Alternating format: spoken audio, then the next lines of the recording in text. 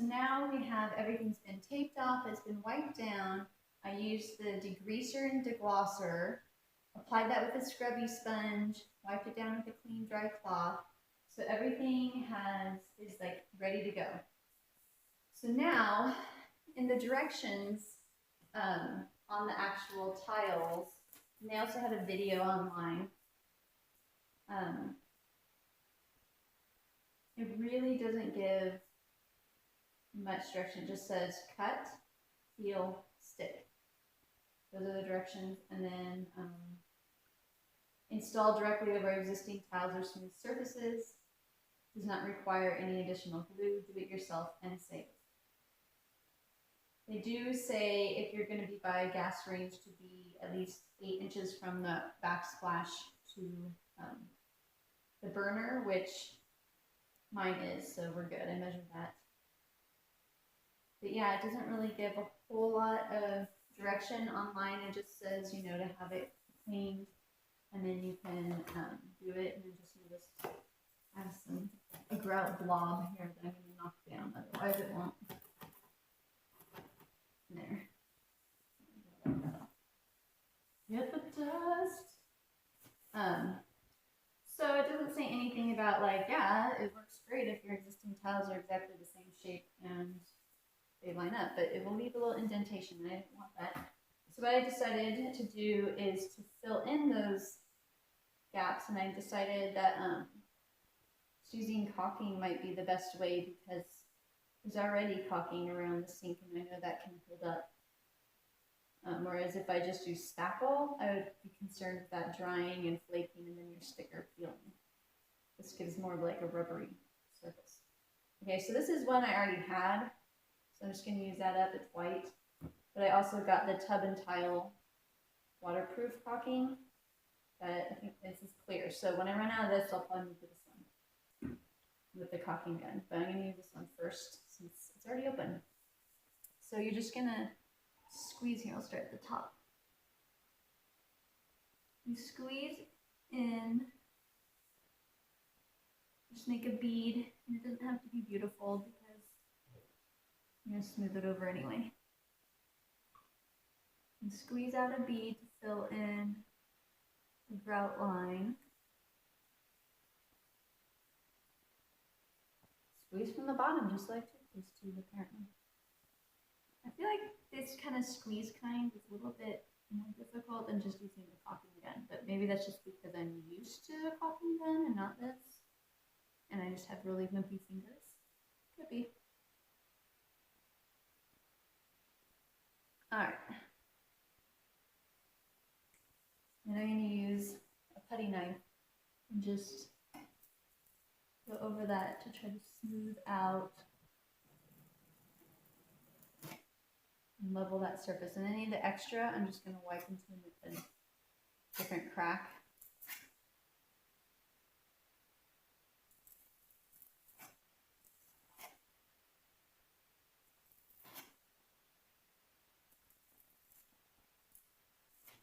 You want to fill in the caulking lines. I did notice that I didn't do an awesome job with the tiles, so a lot of the tiles aren't flush with each other, you know, just to tick me off, I guess. So you just try to feather it out as best you can, and if you get a little lip, I just use my finger and like smooth it off.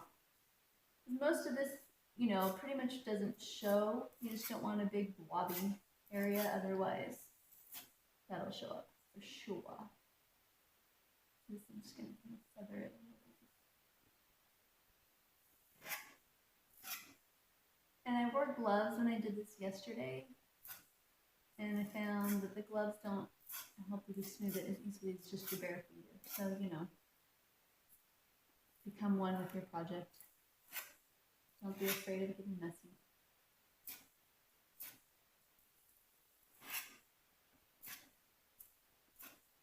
Okay. Let's smooth that.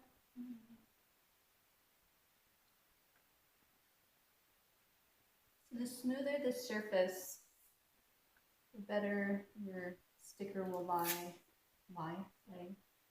I don't remember. You lay something down, you lie down on the bed. I don't know, whatever. It will be more flat. We'll just go with that. And smooth. You won't see. Now when this dries, it dries pretty quickly. This is like ready to paint in 20 minutes, so this is a quick drying. But when it dries, it shrinks slightly. So there will be a slight indentation. If that's really, you want perfectly smooth, then you're just gonna have to do this more than once.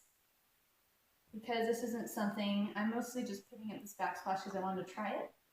And I don't like this one. And I'm not quite ready to go through the whole messy process of pulling out tile and retiling and doing all that. So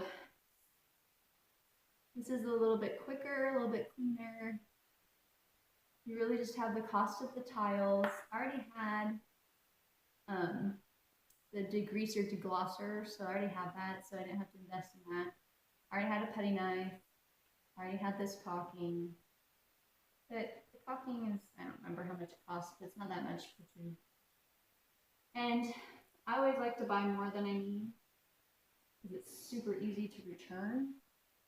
And I really hate having to drive all the way into town to get more of something. And I'm like in the groove of my project. So I go to Home Depot like all the time.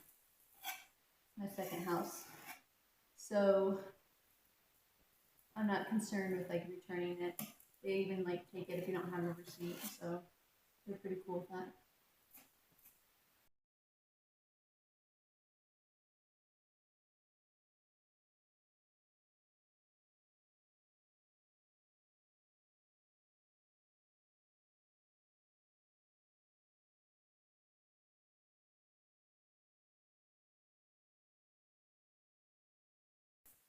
All right, so I did the caulking in all of the grout lines to fill them in, and I used both of these two types.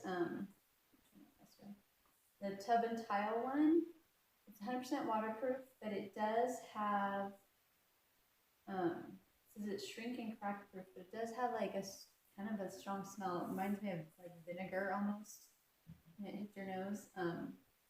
And it's a little bit tricky with the clear to be able to tell if it's like really level or not. So I don't know that this would be my favorite. I think I liked the white one better. And this is just the DAP Windows Doors Molding Alex Fast Dry. So it's fast dry acrylic latex caulk plus silicone, ready to paint in 20 minutes. So anyway, I think I would prefer this one. You can see it. So I think I would be able to do this entire thing with 2 full, like new tubes of this, or just like one of this style. That's a 10, a little over 10 fluid ounces. This is like 5.5 fluid ounces. So, and this is easier to use with the caulking gun. I think it would be easier so your hand's not as tired. So anyway, did that. Out of the way. So what we're gonna do now is remove the tape since we're done filling the grout lines. Because when we do the tiles, we want to go down as close to the granite or the countertop as possible. Rip this off.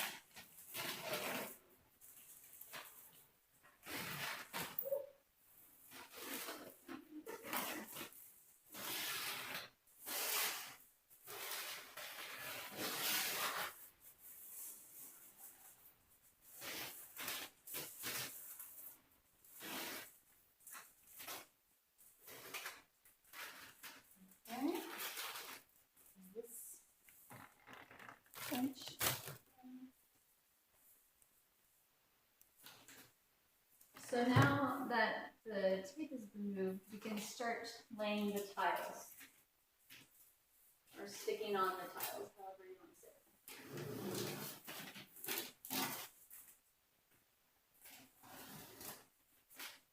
All right. Now with these tile sheets, there are 4 units or sheets in a pack, and they kind of have a sticky gel top. But with these tiles, the thing that I noticed when I laid it in the other section is it's important to see that they have this overlap area that's a little bit wider of a border than the others. So it doesn't really matter if you lay it this way, however you want to lay it, but you need to keep it in the same direction because that lettering doesn't go away. So then they'll be laying down and you're going to overlap the next section and line it up with that. And it's just easier to do this first and go on top of it than to try to backtrack your way. Learn that the hard way yesterday. So I think I'm going to start on this side and just work my way down and back over to the edge.